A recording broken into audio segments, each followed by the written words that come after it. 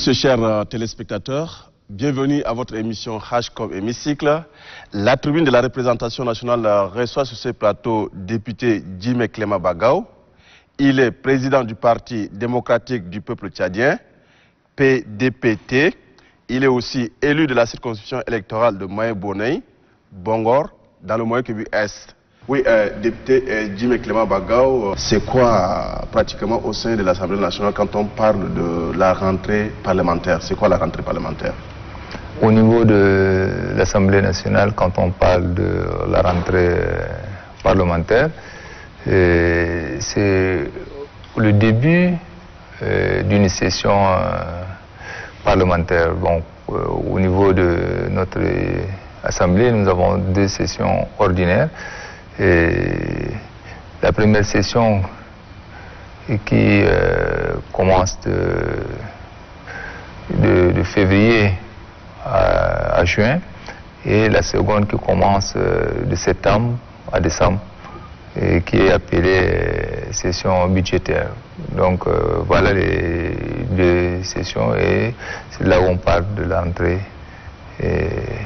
parlementaire. Mais comment s'ouvre cette rentrée parlementaire? Donc, elle s'ouvre par une séance solennelle et qui est présidée par le président de l'Assemblée nationale.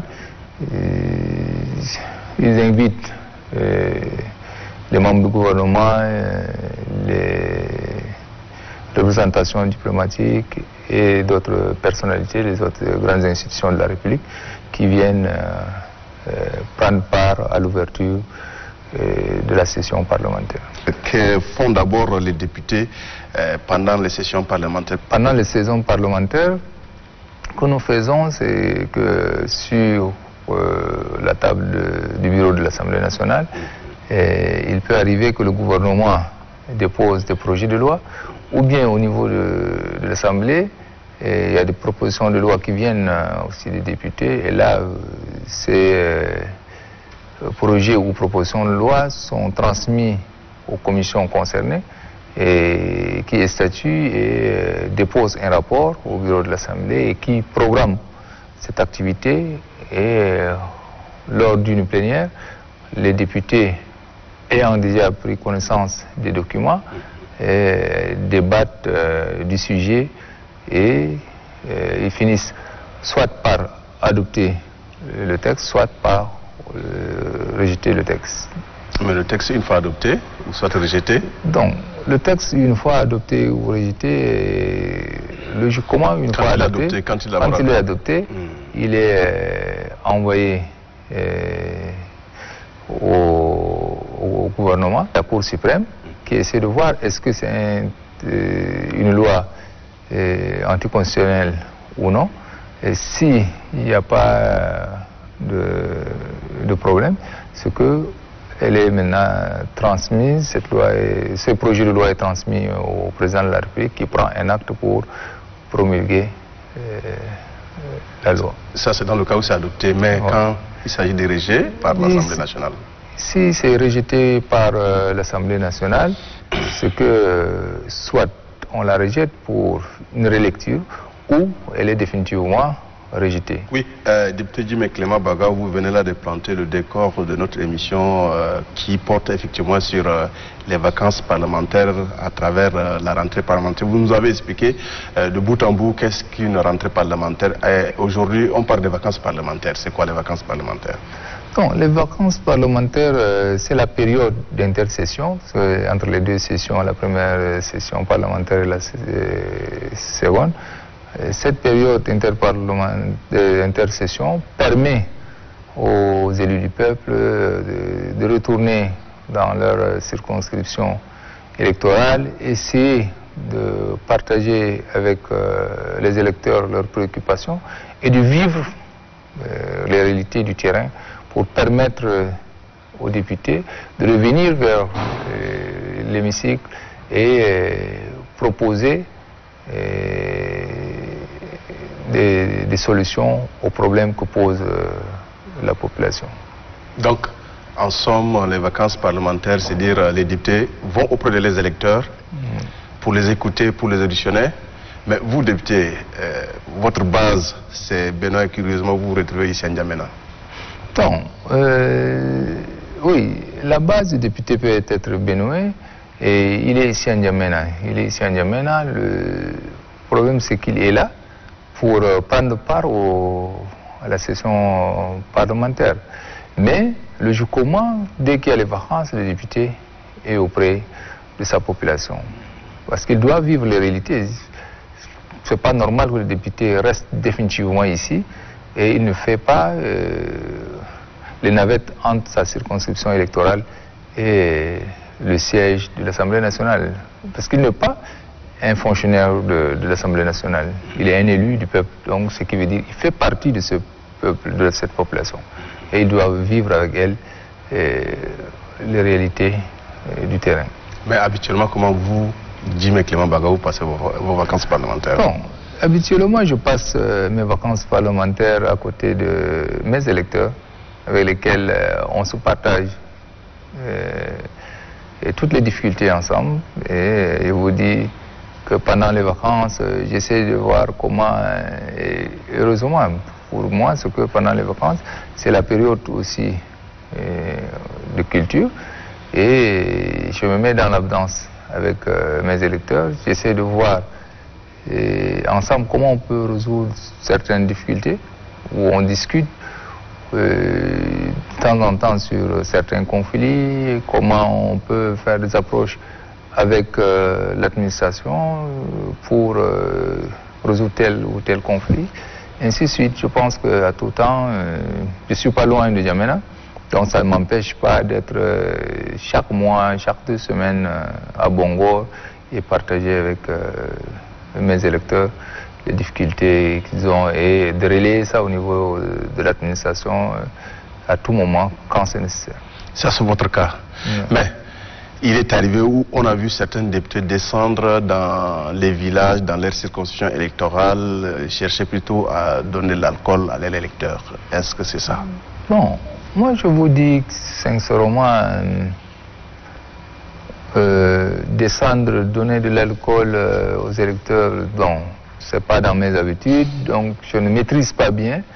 Comment on peut est-ce que vous n'êtes pas en train de vous blanchir? Convaincre les électeurs en leur donnant de l'alcool, parce que c'est d'abord pas une bonne manière de faire, parce que là, vous mettez des gens dans une situation un peu inconfortable et je ne pense pas que c'est ça ce qui devrait se faire. À mon humble avis, l'alcool n'est pas vraiment à conseiller aux électeurs. Pendant ces vacances parlementaires où vous êtes auprès de vos électeurs, alors le gouvernement, quand il a par exemple des initiatives à prendre, qu'est-ce qu'il fait? Donc, habituellement, quand le gouvernement trouve un sujet aussi urgent, c'est qu'il rappelle les députés à une session extraordinaire. Et habituellement, ça dure quelques 15 jours, durant, au plus, quelques 15 jours et durant cette période. Et les députés sont rappelés à N'Djamena pour statuer sur ce sujet d'importance capitale jugé par le gouvernement. Donc, et après, le sujet étant vidé, on repart à notre base. Mais il peut arriver que ce délai de 15 jours soit prolongé par le gouvernement, bien sûr. Les sujets juste très sensibles, quelquefois le gouvernement décide à vous mettre en défi en ramenant par exemple ce sujet à des sessions extraordinaires. Non, souvent ce qui se passe, c'est pas absolument session extraordinaire, mais il profite de la période de vacances parlementaires, la période d'intercession, pour prendre une ordonnance, parce que là, le gouvernement, l'Assemblée nationale laisse mandat au gouvernement et particulièrement au président de la République de prendre des ordonnances pour certaines questions d'urgence. Mais malheureusement, au Tchad, ce que nous constations, c'est pas absolument des urgences, c'est pas absolument des questions aussi importantes, mais on profite des vacances pour faire passer ces projets qu'on pense qu'au niveau de l'Assemblée, ça allait créer un peu un débat, ça allait ralentir un peu peut-être l'accélération de la machine mise en marche. Et à la fin, on nous brandit une ordonnance. Et plus tard, quand les députés reviennent, c'est pour ratifier cette ordonnance. Donc on met les députés devant un fait accompli. C'est en réalité une manière de contourner un peu les députés pour faire passer des textes. Pour cette troisième législature, nous avons eu au moins à voir plus de 100 quelques textes qui ont été examinés et votés par l'Assemblée nationale. Mais que deviennent les textes qui n'ont pas été, par exemple, promulgués par le président de la République? Nous prenons un texte comme une loi sur l'interdiction de fumer en public. Jusqu'à présent, ce texte n'a pas été promulgué par le président de la République. Donc, on dit que quand un texte n'est pas promulgué, il y a quand même un minimum de délai. Mais dès qu'il n'est pas promulgué, c'est qu'il ne peut pas être vulgarisé. Donc, en réalité, il passe dans les oubliettes. Et comment il va passer dans les oubliettes? Mais tant qu'on ne promulgue une loi et qu'on ne la vulgarise pas, tu ne vas pas aller sur le terrain trouver un Jimmy en train de fumer, tu lui dis non, non, c'est interdit de fumer en public.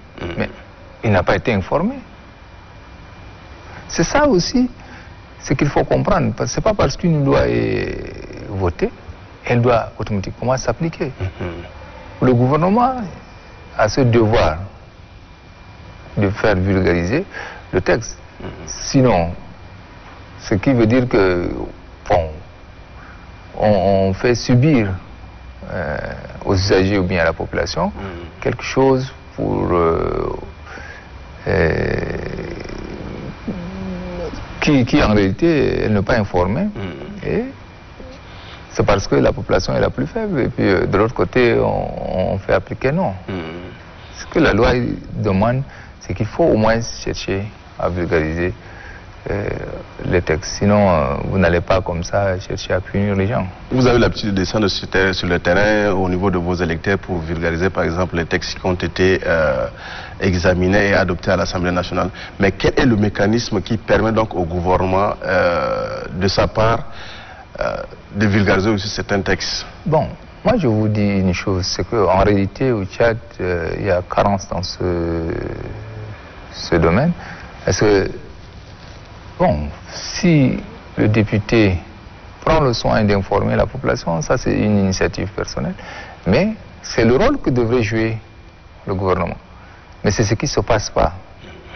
Parce que, on prend un texte le matin et on dit à 15 h, vous devrez tous vous mettre au garde-vous pour respecter le texte pris. Donc c'est quand même regrettable, mais c'est ce qui est en train de se passer actuellement. Vous ne pouvez pas intervenir, par exemple, le gouvernement à travers des questions orales. Nous avons eu à voter tel texte.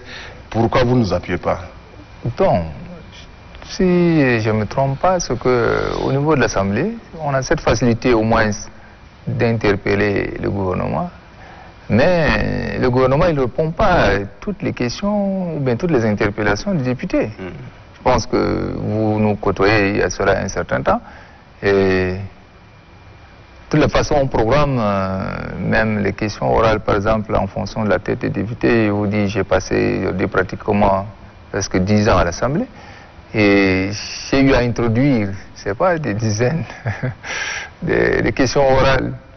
Mais aucune n'a passé, parce que ça a été toujours programmé. Hein. On me faisait toujours calmer les esprits et le cœur pour dire, bon, c'est programmé, ça va passer. Et ça passait d'une session à l'autre jusqu'à ce que l'année s'écoule. Et puis l'an prochain, j'introduis d'autres sur d'autres sujets, parce que les anciens sujets n'étant plus d'actualité, donc je suis contraint d'introduire d'autres, mais sur des sujets qui sont d'actualité, mais ça n'a jamais passé. Et sauf, je profite des questions posées par mes collègues députés pour exposer mes problèmes, pour poser les préoccupations de la population. Au niveau de l'Assemblée, il y a de bonnes choses et de mauvaises choses. Mais je suis au regret. Les mauvaises choses, quelles sont les mauvaises choses? Quelles sont les mauvaises choses Bon, c'est à la tête du client. Quand on dit, celui-là, si vous venez, par exemple, il va vous faire... je ne sais pas, qu'est-ce qu'on conseille aux membres du gouvernement? Non, à la tête du gouvernement, vous répondez, vous êtes le correspondant, le répondant direct de la population. Oui. Vous êtes intermédiaire entre la population et le gouvernement. Comment on va jouer à la tête du gouvernement? Malheureusement, que les membres du gouvernement que j'ai eu à interpeller, ils étaient toujours occupés. Ils n'avaient jamais eu du temps pour se présenter le jour retenu pour mes questions. Donc, ce qui est sûr, ils ont eu du temps pour les autres, mais ils n'ont jamais eu du temps pour moi. Ce n'est pas une seule personne, ce n'est pas un seul ministère. Mais la Constitution, donc, ce qui veut dire qu'il y a quelque chose qui ne va pas. La Constitution vous permet de prendre, par exemple, d'initier une motion de censure sur tel membre du gouvernement qui ne veut pas, par exemple... Je vous dis que les motions de censure, elle sera votée par qui, cette fameuse motion? Je vous dis que j'ai passé 10 ans à l'Assemblée, je n'ai jamais eu un passeport diplomatique. Mais pourtant, la Constitution de la République du Tchad, qui me donne droit à ça, mais je n'ai jamais eu. J'ai renouvelé une fois ma demande. Est-ce que c'est parce que vous êtes de l'opposition ou bien... Non, ce n'est pas une question de l'opposition, parce que il y a plusieurs députés de l'opposition qui ont posé des questions orales et ça a toujours passé. Et si c'est sur des sujets aussi farfelus, ça passe aisément. Mais quand vous posez des questions pertinentes qui touchent certains points sensibles, ça passe pas. Oui, donnez-nous un exemple d'un sujet sensible que vous avez eu à initier. Donc, ça fait aussi l'occasion pour vous de réitérer que... De toute façon, parce qu'on a des questions, par exemple, sur des questions... On est en pleine session. Sur des questions sécuritaires, sur certaines questions qui sont relatives à la gestion des ressources naturelles du pays et autres, mais ça ne passe pas. Mais quand vous posez des questions simplement pour dire que la coton-Tchad fonctionne un peu mal, ça passe. Hein. On dit on a mené 10 000 sacs d'engrais et puis est-ce que c'est bien utilisé? Et là, le ministre de l'Agriculture viendra, il va farfonner et puis bon, ça passe quoi. Mais si vous posez des questions qui touchent certains points, je crois que non, comme je vous venais de vous le dire, et on vous fait tourner en rond. Je ne me trompe pas, mais je sais que nous n'avons pas besoin effectivement que notre démocratie grandisse. Nous n'avons pas besoin que nos difficultés soient corrigées. Je ne sais pas, peut-être qu'on se retrouve la nuit pour corriger ce qui se dit dans la journée, mais on n'a pas besoin. Parce que si on veut un développement, nous devrons être à mesure de se critiquer franchement. Et à l'issue des critiques, on dégage l'essentiel pour construire et améliorer ce qui est de demain. Ce n'est pas parce que le type est de l'opposition et s'il fait une critique, c'est négatif, non. Il critique, il faut essayer de l'écouter et prendre ça en compte, voir est-ce que effectivement c'est constructif.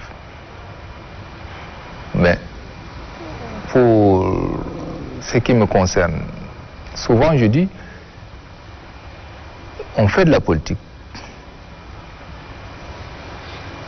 pas simplement de la politique pour la politique, mais on fait de la politique pour le peuple. On fait de la politique pour que les conditions de vie de la population s'améliorent. Et on doit contribuer au développement du pays. Au fond, nous n'avons que le Tchad. Mais si simplement on doit se retrouver au niveau de l'hémicycle pour chanter, pour jouer un peu au griotisme, et on se retrouve là-bas pour dire, monsieur le ministre, on vous remercie, on est venu là, on vous félicite. Vous voyez, il n'a même pas encore intervenu. Il n'a pas encore défendu le sujet à l'ordre du jour. Mais un député qui prend la parole, il commence par féliciter le ministre. est-ce qu'effectivement il est en train de l'aider? Est-ce que c'est d'abord le rôle du député de féliciter le ministre? Ou bien il commence, il dit on vous remercie pour tant. Qu'est-ce qu'il a fait pour qu'on remercie celui-là? Donc ça, je dis, oui, nous députés à l'Assemblée, que nous ne connaissons pas tous le rôle qui nous a amenés à l'hémicycle. Bon, j'ai de respect pour mes collègues, mais peut-être que ça permettra à ceux qui viendront demain de dire qu'ils ont une mission, et ils ont une mission du peuple. Ils doivent éviter de faire les beaux yeux à leur parti politique, de faire les beaux yeux au gouvernement ou à quiconque que ce soit. Ils doivent être objectifs, dire qu'ils ont une mission du peuple, ils doivent défendre cette mission. Disons à l'Assemblée nationale, Jimé Clément Bagao, s'il allait dresser un bilan. Nous étions dans une situation où c'est les partis politiques, par exemple, qui décidaient à la place des députés quand c'est des questions d'intérêt national et que ça touche l'intérêt de la population, le député devrait se démarquer et dire non à une telle décision. Je vous prends pour exemple la question du code pastoral, je crois, et qui a mené les députés, pense pratiquement à vouloir éclater la salle. Parce que tout le monde n'était pas pour. Mais à la fin, les mêmes députés qui critiquaient ce texte, la troupe, ont fini par le voter. Et je me souviens bien, l'un des responsables, par exemple, de la majorité, s'est levé et dit « Je demande à ma troupe de voter ». C'est comme si on était dans une caserne militaire. Imaginez-vous un peu.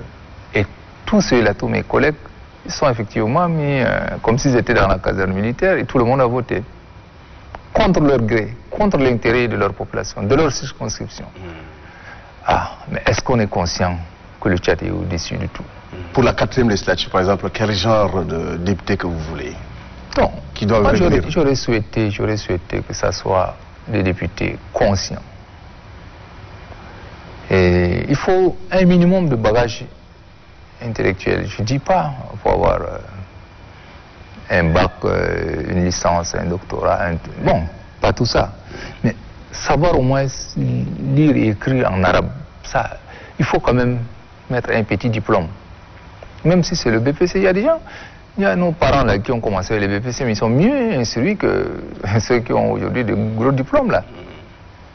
Donc, il faut au moins mettre un minimum. Il y a des députés qui n'ont pas été à l'école, mais ils sont estimés par la base, contrairement à certains docteurs qui sont à l'Assemblée. Oui, c'est pourquoi je dis il ne faut pas mettre très haut le niveau d'accès à l'Assemblée nationale. Mais maintenant, il ne faut pas aussi partir totalement du néant. Oui, mais c'est lui qui est là. Il va défendre quel texte? Quel dossier? Il va le défendre en faisant quoi? Est-ce qu'il faut avoir un assistant à côté de lui pour lui lire le texte? Parce que le texte qu'il aura entre ses mains, il n'aura pas la faculté de le lire et de le comprendre et de faire une analyse. Non, c'est pas possible. Je suis au regret de constater que bon nombre des intellectuels viennent là pas pour défendre, c'est des hypocrites, pas pour défendre l'intérêt de la population. Ils viennent simplement pour tirer leur épingle du jeu. C'est tout. Et ça, c'est qui est regrettable. Parce qu'ils ne sont jamais en mesure de dire non à quoi que ce soit. Ils sont là pour l'applaudir. Ils ont applaudi pendant 10 ans. Et ces genres de personnes... Vous avez aussi applaudi? Pendant 10 ans, vous avez aussi applaudi? Non, je ne sais pas si j'ai applaudi ou non. Ce n'est pas à moi de me juger moi-même, mais je laisse le soin à la population d'en apprécier. Et moi, je n'applaudis pas comme ça. Si je peux vous dire que je m'attache beaucoup aux questions d'intérêt national. Mais à un moment donné, député Jimé Clément Bagao, étant l'opposition même s'inquiétait de votre position parce que tantôt vous jouez le jeu de l'opposition, mais au finish, vous êtes quelquefois aussi avec la majorité. Je vous dis que quand il y a une question d'intérêt national, je suis obligé de me mettre du côté de la nation tchadienne. La nation tchadienne, ce n'est pas une opposition, ce n'est pas une majorité présidentielle. Mais c'est l'intérêt de l'ensemble des Tchadiens. C'est ce que je défends. Mesdames et messieurs, chers téléspectateurs, ainsi prend fin votre rendez-vous de ce soir. Nous venons de recevoir sur ce plateau Djimé Cléma Bagaou. Il est président du Parti démocratique du peuple tchadien, PDPT. Il est élu de la circonscription électorale de Moyo-Boney, Bongor, dans le Moyo-Kébi Est. Il était question au cours de cette émission des vacances parlementaires. Au revoir et à la semaine prochaine. Merci.